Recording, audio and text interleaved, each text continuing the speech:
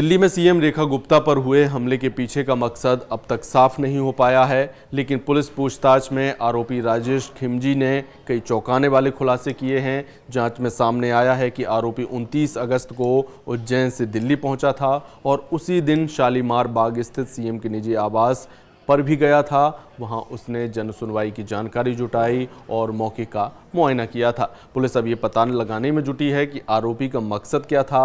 राजेश भाई खिमजी की हिस्ट्री तो और भी बड़ी पहेली नजर आ रही है। पुलिस की अब तक की पूछताछ में पता लगा है कि उस पर गुजरात में पहले से ही कई मुकदमे दर्ज हैं। वो गुजरात में जानवरों के मुद्दे पर अनशन कर चुका है।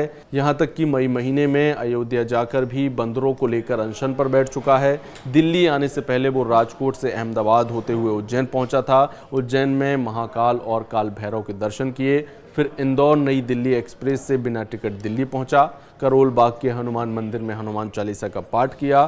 फिर दिल्ली सीएम के आवास के बारे में जानकारी जुटाई और आखिर में जन सुनवाई में पहुंचकर सीएम पर ही हमला कर दिया। और सीसीटीवी तस्वीरें भी तस्दीक करती हैं कि आरोपी राजेश खिमजी ने मुख्यमंत्री रेखा गुप्ता के शालीमार बाग में मौजूद निजी आवास का पूरा जायजा लिया।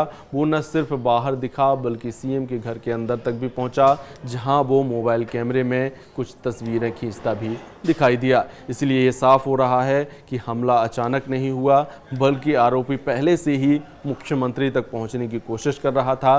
पुलिस के लिए हमले का मकसद जान पाना फिलहाल एक चुनौती है, क्योंकि पूछताछ में आरोपी तरह तरह की कहानियां बता रहा है। जैसे कि उसने बताया, सपने में एक शिवलिंग पर एक कुत्ता बैठा दिखा। इसी सपने के जरिए कोई देवी संकेत मिला, मानो शिव जी ने खुद कुत्तों की आवाज़ उठाने के लिए उसे चुना हो। कुछ वीडियो देखकर दिल्ली में कुत्तों के शेल्टर होम के बारे में भी पता लगा। हमले के बाद कल शाम सीएम रेखा गुप्ता ने भी बयान जारी कर कहा, जिसमें कहा गया कि हमला केवल मेरे ऊपर नहीं बल्कि दिल्ली की सेवा और जनता की भलाई के संकल्प पर हुआ। हमले के बाद मैं सदमे में थी, लेकिन अब बेहतर महसूस कर रही हूँ। शुभ चिंतक मुझसे मिलने के लिए परेशान न हो, मैं जल्द ही काम पर लौटूंगी। ऐसे हमले मेरे हौसले और जनता की सेवा के संकल्प को कभी कमज़ोर नहीं कर सकते।